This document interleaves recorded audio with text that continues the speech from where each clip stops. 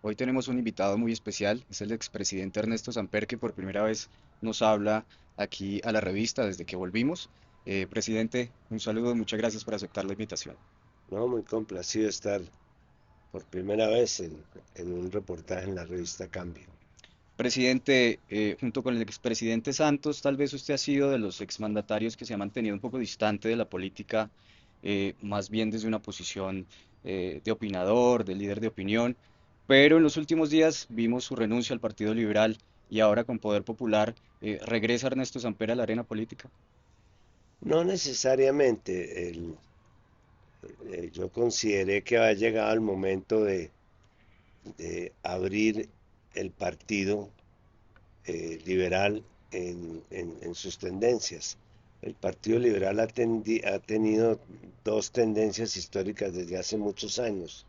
Una tendencia de centro izquierda progresista en la cual han estado pues desde Murillo Toro en su época con la reforma agraria de Uribe, Alfonso López Pumarejo, Alfonso López Miquelsen con el MRL y el proyecto del Salto Social que yo encabecé, y una tendencia que podríamos llamar de centro derecha o republicana, la llamarían algunos, en la cual han militado pues personajes muy importantes también, como Carlos R. Restrepo, Eduardo Santos, Julio César Turbay y ahora el expresidente Gaviria. Eh, Sin embargo, yo consideré que las tendencias ya no podían vivir conjuntamente. El presidente Gaviria, después de haber tenido un encargo para manejar una campaña, resolvió quedarse con el partido en un acto absolutamente inédito, porque todas las jefaturas únicas se utilizaban simplemente para la campaña, para presidir una campaña, y creo que esta insistencia en persistir en el partido terminó haciéndole mucho daño al partido, porque nos quedamos con una sola de las tendencias gobernando el partido, y la tendencia en la cual yo militaba, pues se fue desdibujando, mucha gente se salió, mucha gente está perdida, algunos hicieron alianza con el pacto, otros hicieron alianza con los sectores de derecha, eh, y en este momento creo que mi principal diferencia con la tendencia que maneja el partido es el modelo económico. Yo creo que Gaviria es el padre del neoliberalismo en este país. Estableció el modelo neoliberal desde los años 90, y yo considero que ese es el modelo que realmente inspira a las fuerzas de derecha, no solamente en Colombia, sino en América Latina, y que no es el modelo que debería estar representando el partido, que debería ser una fuerza socialdemócrata que sirva como de contacto entre el centro derecha y el centro izquierda, lo que podríamos llamar los sectores clásicos de la izquierda. Presidente, entonces el objetivo de Poder Popular es poder reagrupar a esos liberales que están todavía dentro del partido, pero que también quedaron por fuera un poco de ese otro sector que usted llama un poco más progresista. El objetivo entonces es recoger esas disidencias y agruparlas en una nueva fuerza. No solo a los liberales que se salieron del partido, que son muchos, sino también a los liberales que se quedaron en el partido porque pensaban que todavía había posibilidad de que el presidente Gaviria convocara a los distintos sectores ideológicos y hubiera una especie, se mantuviera esta alianza histórica que tradicionalmente existía entre las tendencias.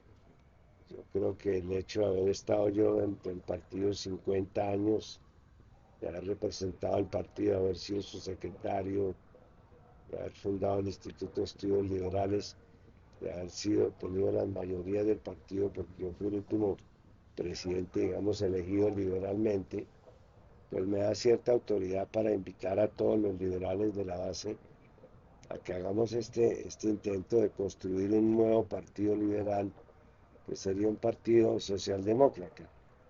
Y hay mucha gente que además, sin haber sido necesariamente liberal, habiendo nacido de otras canteras, pues le suena este espacio, que es, repito, es un espacio que en este momento se encuentra virgen, que hay que conquistar, pero que tal vez equilibraría mucho el espectro ideológico y permitiría conseguir un proyecto más equilibrado que el que teníamos o el que estamos tratando de construir.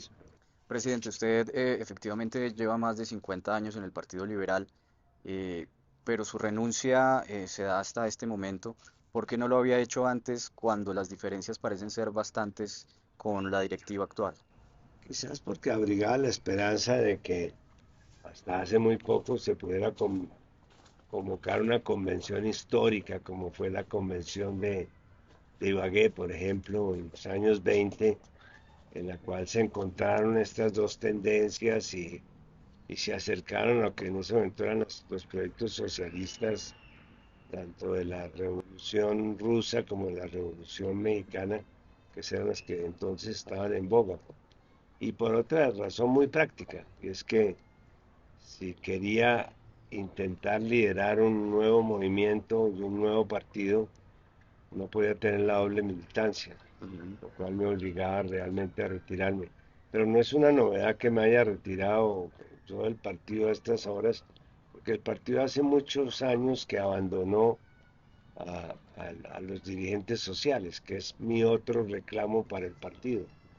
El presidente Gaviria, en una convención en el 2011, después de que había un plebiscito que convocó Horacio Serpa para votar unos nuevos estatutos que equilibraban la representación del partido entre sectores parlamentarios o políticos y sectores sociales, sacó a los sectores sociales.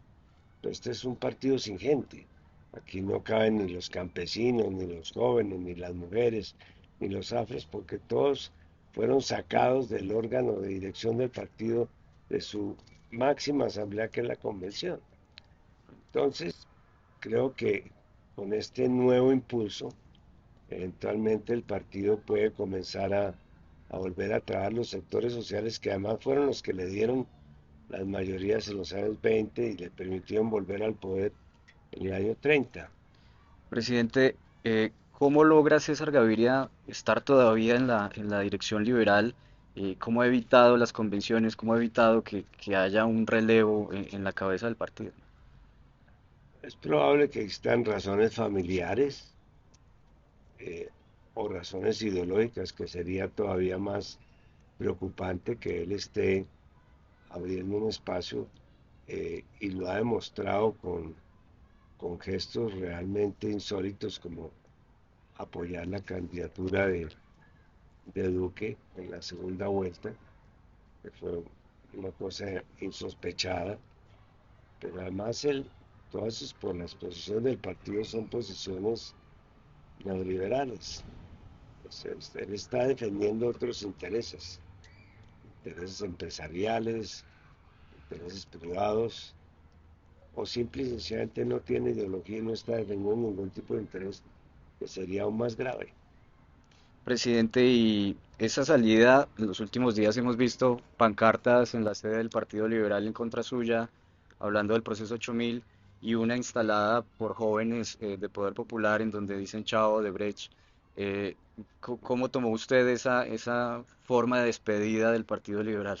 Bueno, es una travesura, primero del, del kinder de Gaviria, el jardín infantil que tiene allá en la dirección, y obviamente una respuesta de jóvenes del Poder Popular. Pero si hubiera algún fondo en el tema, eh, si a mí me acusan, por ejemplo, del proceso 8000, pues la mayor parte de los parlamentarios que estuvieron involucrados en el proceso 8000, que esencialmente era un proceso contra los parlamentarios, pues eran gaviristas. O sea, de personas cercanas a mí no. Por eso que le digo que yo creo que a mí me apoyaban más los sectores sociales, las organizaciones sociales, que los clanes o los grupos parlamentarios regionales.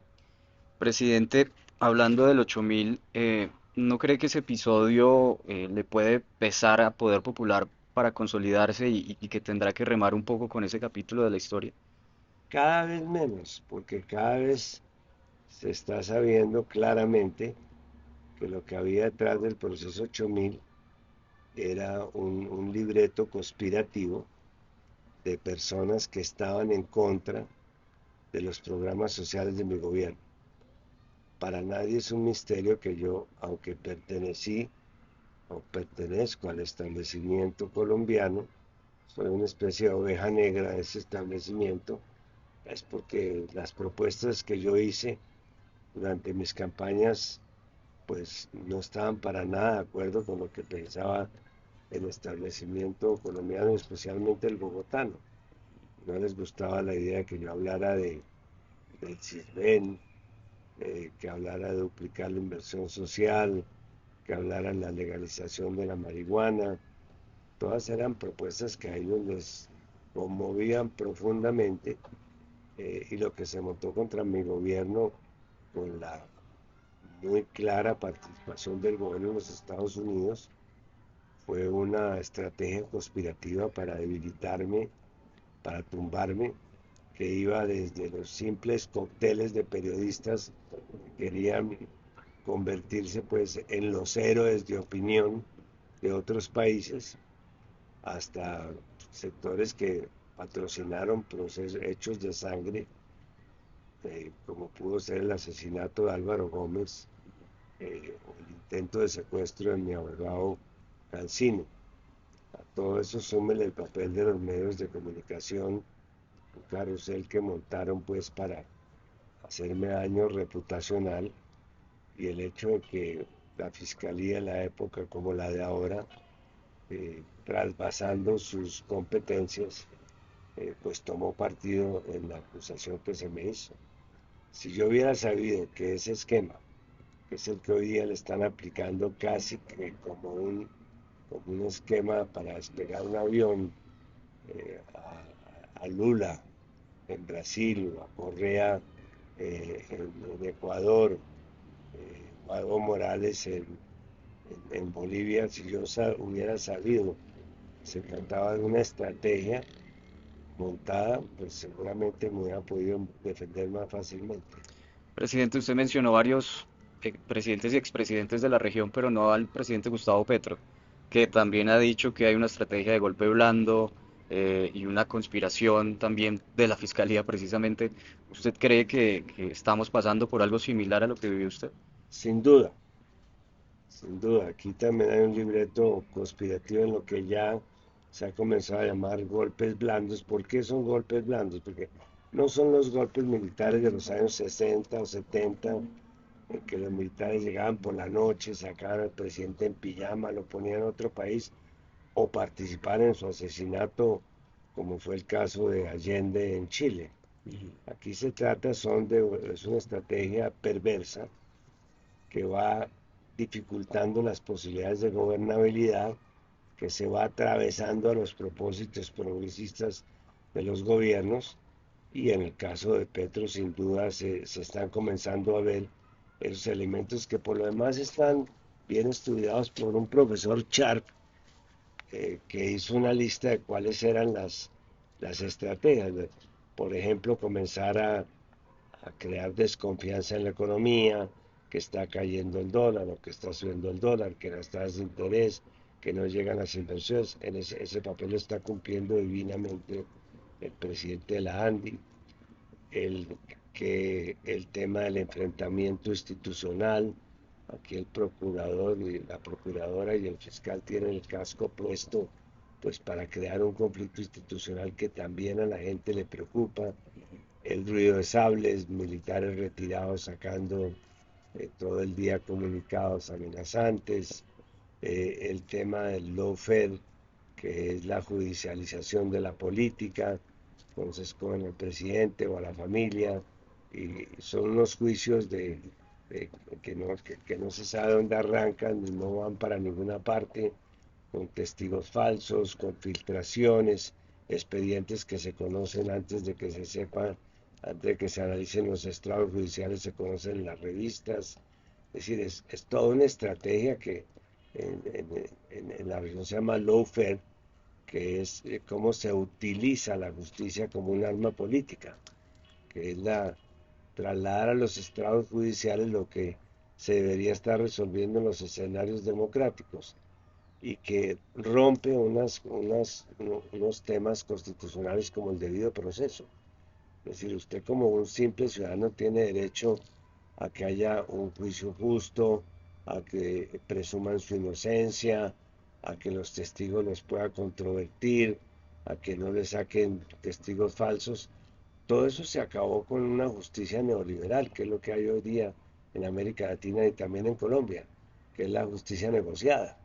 Usted me delata a fulano, yo le doy tanto, usted se acepta un principio de oportunidad, le doy tanto. Aquí cambiamos totalmente el sistema de justicia para ir hacia esto. Y repito, eso es lo que le están aplicando al presidente Petro. Y a mí me parece un gravísimo error. Los sectores que en este momento se sienten viudos del poder no deberían acosar al presidente Petro porque lo que hacen es arriesgar la estabilidad institucional del país. Pero, presidente, efectivamente podemos convenir que puede haber algún tipo de intención de desestabilizar al gobierno. Algunas personas podrían estar de acuerdo, pero también hay hechos, está Nicolás Petro, está Armando Benedetti, ¿no hay un poco también algo de cierto en todos los escándalos que hasta ahora ha acumulado el gobierno, el tema de la financiación de la campaña, que cada vez se saben más cosas que todavía están en investigación, pero no hay que también darle un poco el beneficio de la duda al otro lado? Todas las campañas han estado enredadas con dineros fríos o calientes. Yo no he querido participar en este tipo de denuncias porque considero que mal de muchos consuelo de pocos y que no arreglamos nada con que todos nos pongamos a echarnos el agua sucia los unos a los otros. Pero lo que sí está demostrado sistemáticamente es que Colombia no ha logrado sacar de la financiación de las campañas dineros mal habidos, dineros ilícitos, bien sean dineros del narcotráfico, bien sean dineros de contratistas. Eso está absolutamente claro. Eso solamente se podrá conseguir cuando el Estado financie de manera absoluta y total todas las campañas. Pero otra cosa es la utilización política de estas denuncias y los escenarios en los cuales se están tramitando. Hace muy poco Petro era el adalid de este tipo de denuncias en el Congreso.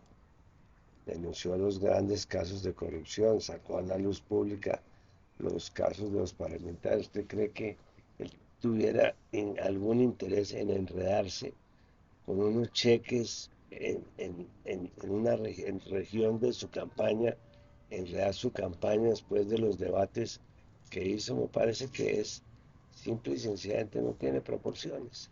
Entonces yo sí creo que aquí hay una estrategia que está buscando hacerle un daño reputacional a él, a su familia, eh, con el simple propósito de dañar su imagen y de que esa imagen internacionalmente le quite posibilidades de acción o de proposición. eh, Existe. Presidente, usted fue candidato presidencial y uno también puede pensar como es muy difícil o qué tan difícil es que un candidato no se entere de los dineros que entran y cuando hace falta dinero y aparecen más. Un candidato que tan metido está en las finanzas de su campaña y qué tan aislado está al mismo tiempo de la gestión que se hace. Pues de todas maneras hay que entender que cuando aquí se hace la campaña presidencial se están haciendo por lo menos 1000 campañas, que están todas estrechamente vinculadas, porque se están eligiendo gobernadores, se están eligiendo por lo menos 1000 alcaldes en los municipios, se están eligiendo concejales, que ahí tiene 10.000, se están eligiendo diputados, ahí tiene, no sé, 3.000, por lo menos se están eligiendo 20.000 personas. Cada persona tiene su tesorería, cada persona maneja y se identifica con unas candidaturas. Así es que las campañas están muy entrelazadas. Eh, no digo que no se puedan montar mecanismos para darle cierta transparencia al ingreso de dineros, pero es prácticamente imposible para un candidato que, al cual lo están acompañando miles de personas que tengan la capacidad de responder por todos los aportes que le dan a todo nivel. Entonces, me parece que ahí lo que teníamos que buscar serían caminos, repito, propositivos para que de una manera clara y específica no pueda entrar ningún dinero. Y ahí, si usted divide los costos de una campaña entre lo que es los medios, que cuestan como el 50%, ya ahí el Estado tendría posibilidad de controlar las emisiones de radio, las emisiones de televisión y dar unas contribuciones a esos costos que son, repito, pueden ser la mitad de las campañas. Y están los costos de las redes, la parte estrictamente logística, no la parte más costosa.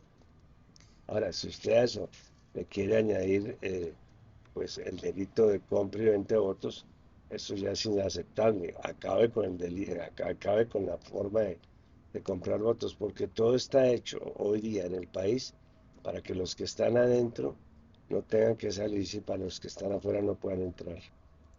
Presidente, a pesar de todo, usted sobrevivió los 4 años con una crisis muy fuerte en donde parecía tener todo en contra. ¿Qué fue o qué cree usted que pasó para que pudiera usted terminar su mandato? Es una muy buena pregunta. Yo creo que el secreto es que yo no revolví la agenda de gobierno con la agenda judicial. La agenda judicial o los procesos lo manejaban un excelente equipo de abogados encabezados por Antonio José Cancino, que era el mejor abogado penalista de esa época, y yo goberné. La gente dice, uy, es que no lo dejaron gobernar. A mí esa frase me produce urticaria. Yo, al contrario, me defendí gobernando.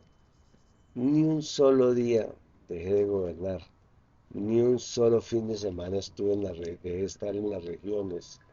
Estuve permanentemente en Palacio las 24 horas. Y yo me defendí gobernando. Me defendí con el CISBEN, me defendí con los proyectos de los maestros, me defendí con el Ministerio de Cultura, me defendí sacándole las tierras a las poblaciones afrodescendientes, defendiendo los resguardos indígenas, las zonas de reserva campesina. Y todo eso con lo cual yo me defendí es lo que mucha gente, o mucha, no, poca gente, que fueron los que me atacaron, pretenden hoy día utilizar. Y eso es lo que se llama el proceso 8000, que fue el proceso que montaron unos conspiradores judiciales, mediáticos y políticos para tratar de impedir que yo realizara mis programas sociales. Presidente, y uno, ¿cómo se vive una crisis de esa dentro de la Casa de Nariño? Lo pregunto porque el círculo íntimo del presidente Petro siempre ha estado como en el ojo de los medios, él mismo con sus ausencias, sus llegadas tardes.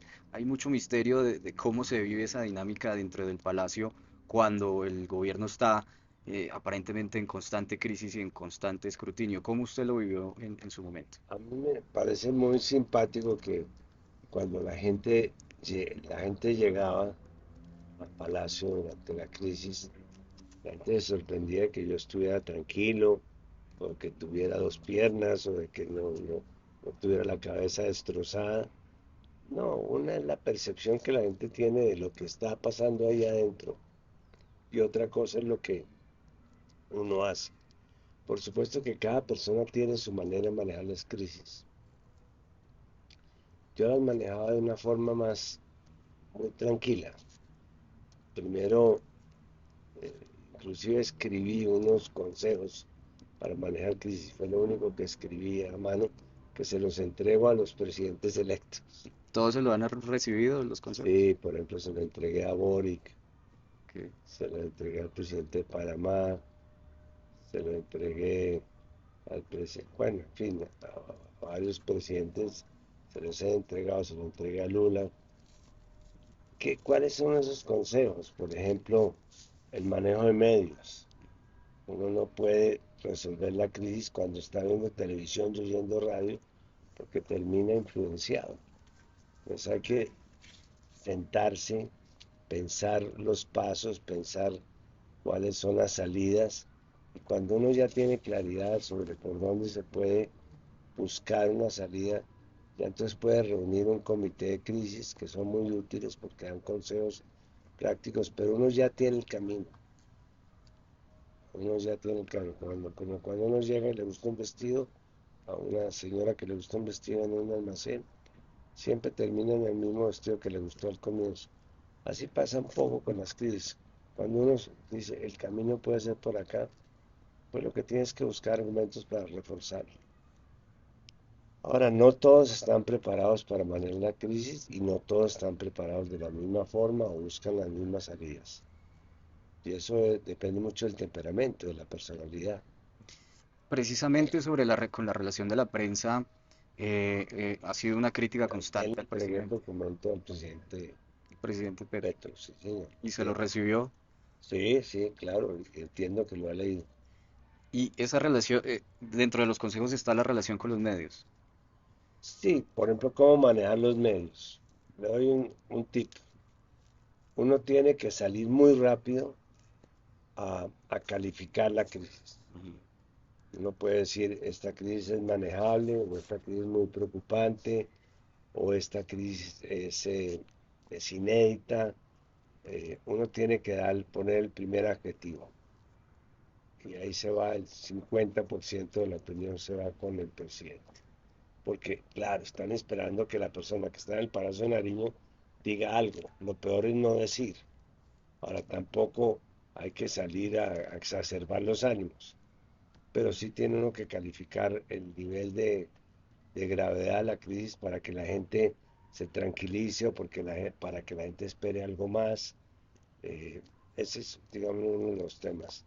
Es muy importante la información personal con los que manejan los medios. Ujú.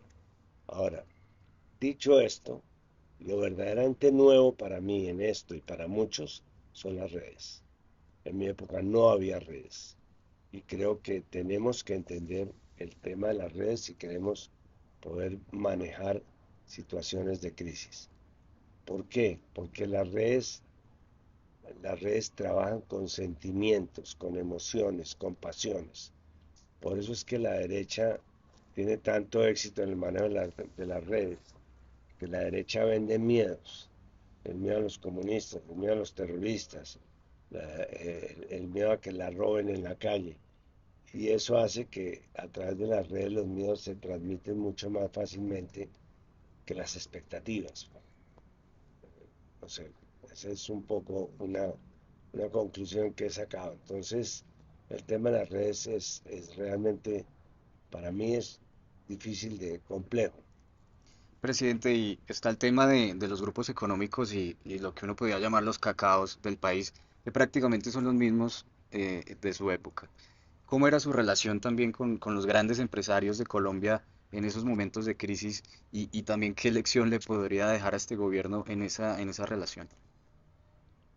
Muy buena, excelente, porque en determinados momentos yo me di cuenta de que los gremios se habían metido en la pelea política y estaban así, eran actores políticos, Ujú. que eso está sucediendo en muchos países, grandes grupos comunicacionales, que son, de los cuales son dueños grupos económicos, quizás aquí también, eh, que están haciendo política, son poderes fácticos. La crisis de representación de los partidos, o sea, la incapacidad de muchos partidos tradicionales de tramitar las diferencias de cambio, ha llevado a que aparezcan los poderes fácticos, que son esos grupos comunicacionales, esos grupos económicos.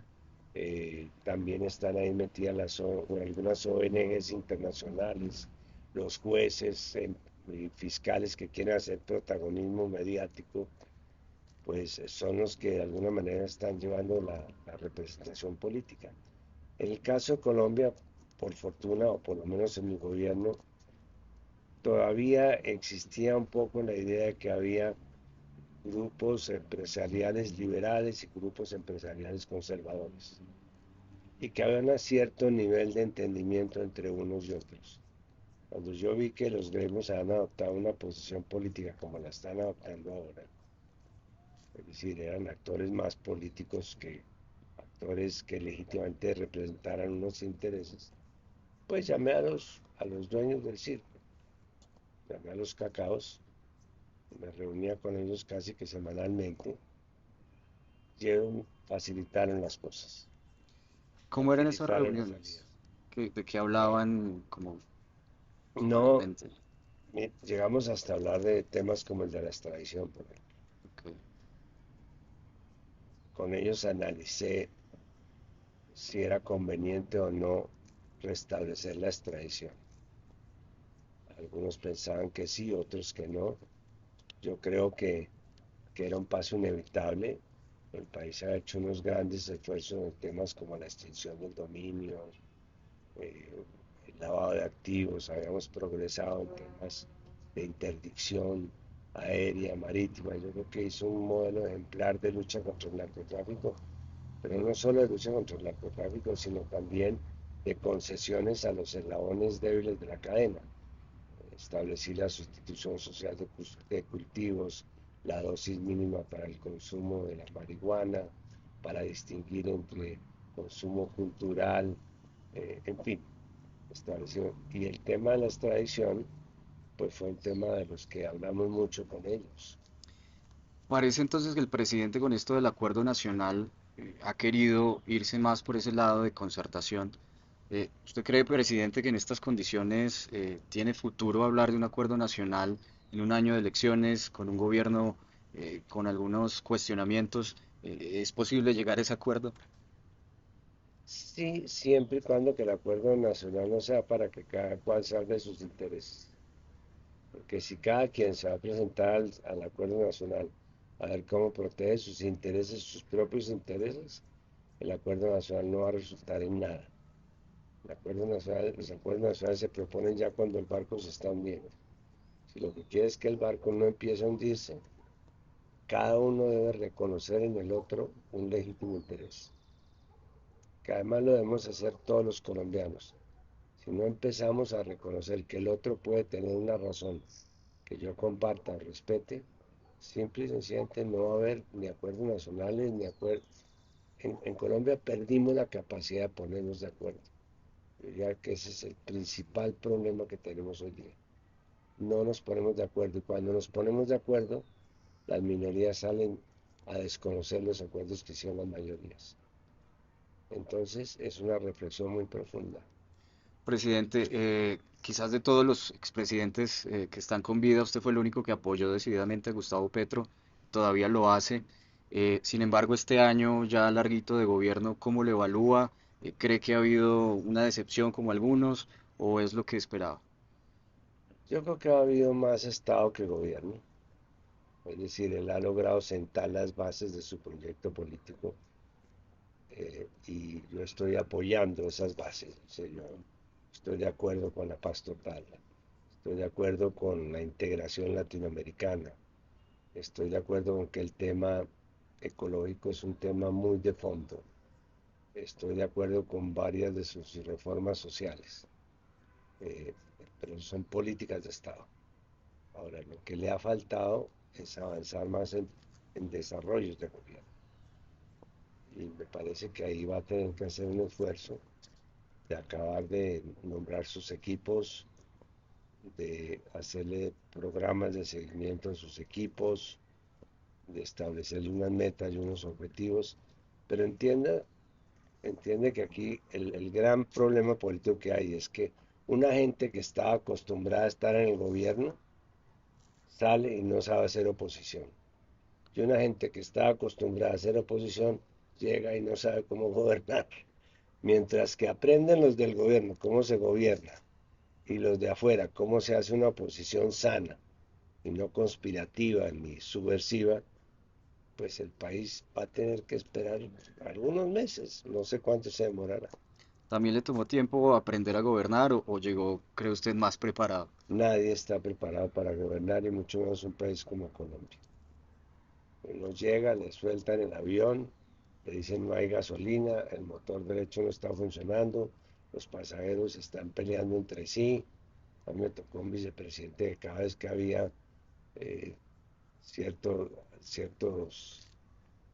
vientos en contra, entonces se desaparecía, en fin, pero ya cuando ya tiene uno el poder y se sienta en la silla, comienza a aprender a gobernar y cuando sale ya fue muy corto el tiempo. ¿Alguna vez pensó en renunciar?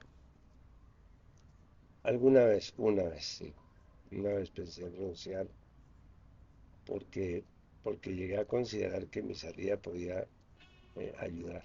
Sin embargo, por fortuna no lo hice. ¿Qué lo detuvo en ese momento? No, consideraciones de orden moral y personal, ¿no? Presidente, escuchándolo, uno le daría la impresión de que con este nuevo partido Poder Popular podría estar cercano al pacto histórico, que finalmente es una coalición de movimientos y de partidos. ¿Ve usted posible eventualmente llegar allí o quiere hacer un camino propio políticamente? No, yo quiero construir ese espacio que está entre el pacto histórico y el neoliberalismo. Creo que le ha hecho mucha falta al país ese espacio que es democrático, que cree en la necesidad de la estabilidad macroeconómica, pero no a costa de la inversión social, que, que creen en que el tema de la desigualdad es un propósito de fondo, civilista, que cree que la paz tiene mucho que ver con todo esto que estamos trabajando, que hay que abrirnos a un mundo hacia el sur, que el sur es nuestro territorio internacional. Creo en eso y creo que eso podría estar mejor representado en ese espacio un poco difuso y confuso que existe entre uno y otro. Pero sin duda, a partir de esas premisas, creo que no sería difícil entenderse con el pacto histórico o con los otros movimientos independientes que han estado trabajando con el pacto histórico, que de golpe podemos hacer un frente amplio, como el que hizo, por ejemplo, Uruguay, que funciona desde hace 50 años. Si usted estuviera el Poder Popular en el Congreso, ¿estaría en la oposición, en la independencia o en la coalición? Estar en el gobierno. Presidente, muchas gracias por su tiempo y gracias por habernos acompañado aquí en Cambio y esperamos seguir conversando más adelante según lo que pueda Yo pasar. encantado Muchas gracias. y felicitaciones porque veo que la revista va saliendo.